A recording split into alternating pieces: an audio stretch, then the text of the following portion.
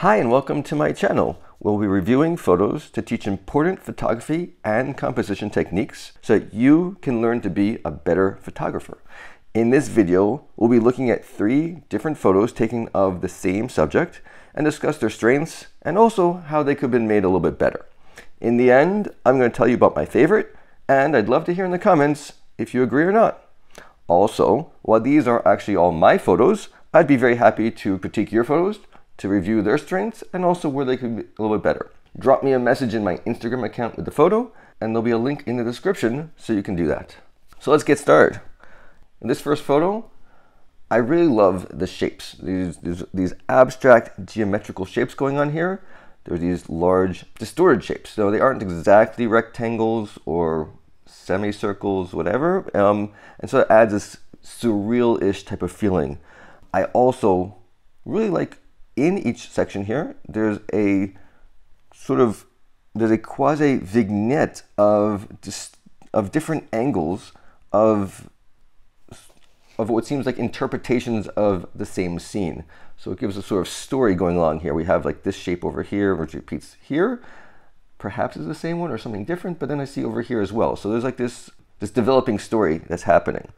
In a more general sense, there's 2 areas of this photo. There's the larger area up here, which is our subject, and then we have a complementary supplementing area down below over here.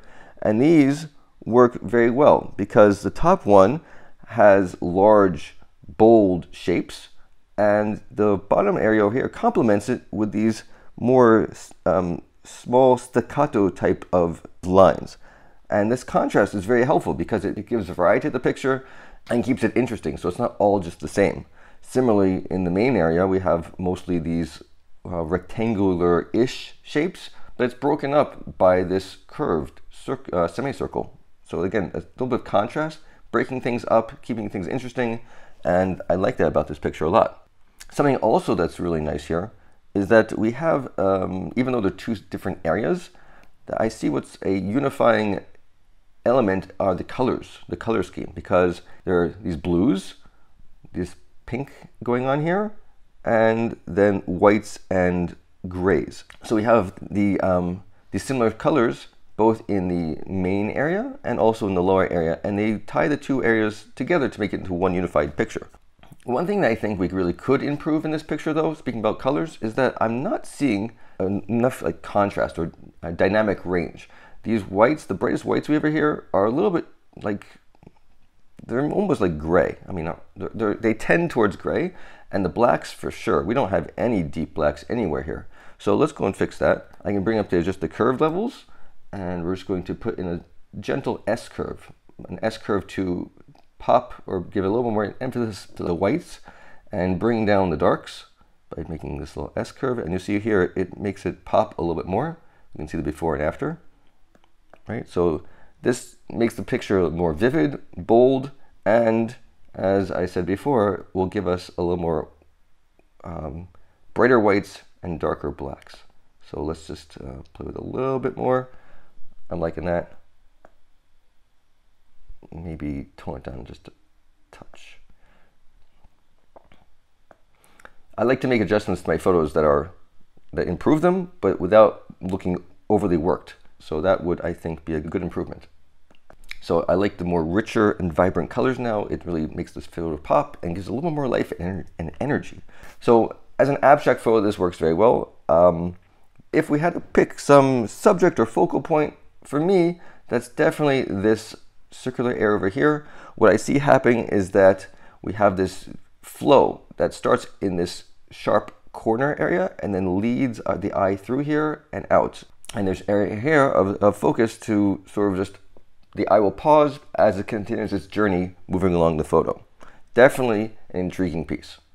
In this photo, the elements, at least in the middle part, are definitely more recognizable. We can see over here some buildings, and this looks like maybe an awning. Compared to the previous picture, there's not really much here that we can identify, I don't think. Or if there is, I don't see it. But over here, there's a lot more that we can pick out. So as I said, we have these buildings, we have this awning, And amongst this, I really like how this grooved metallic shape has this very nice dynamic angle and leads right into the building, almost like morphing between the two.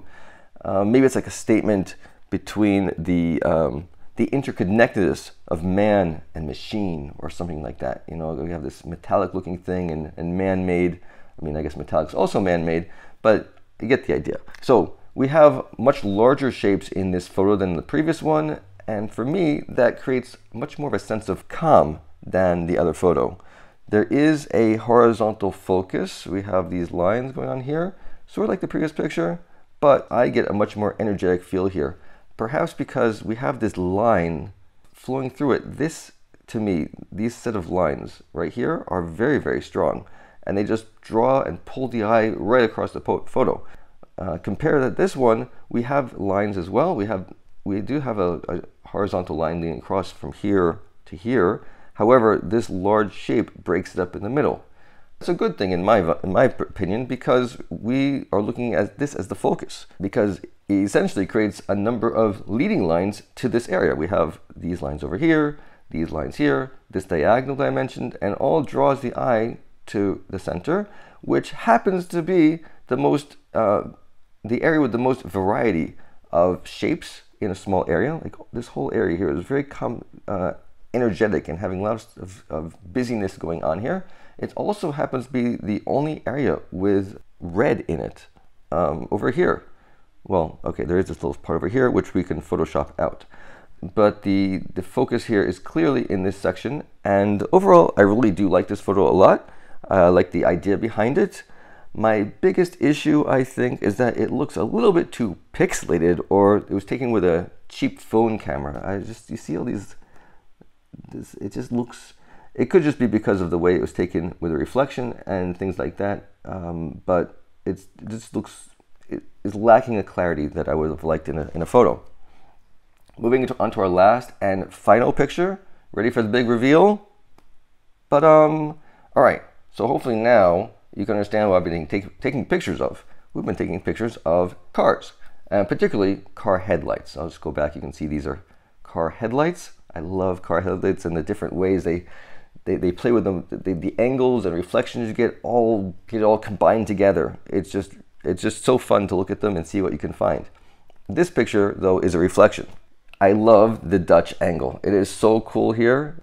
But question, is it really a Dutch angle?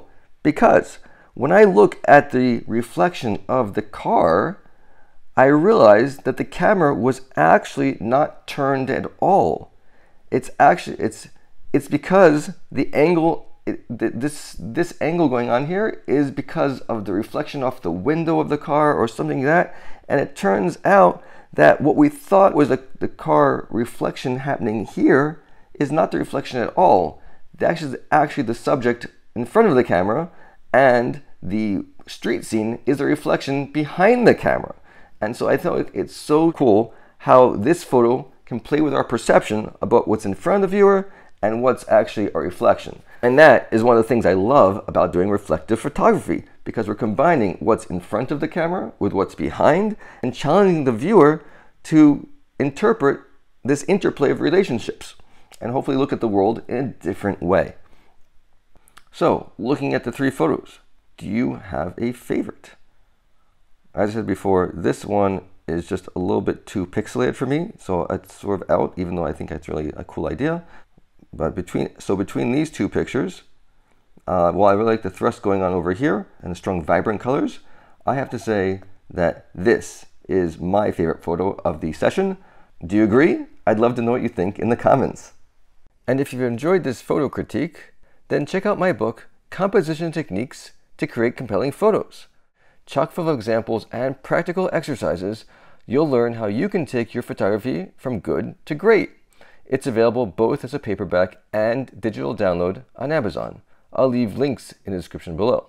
Thanks again so much for watching, and I look forward to reading your comments and seeing you in another video.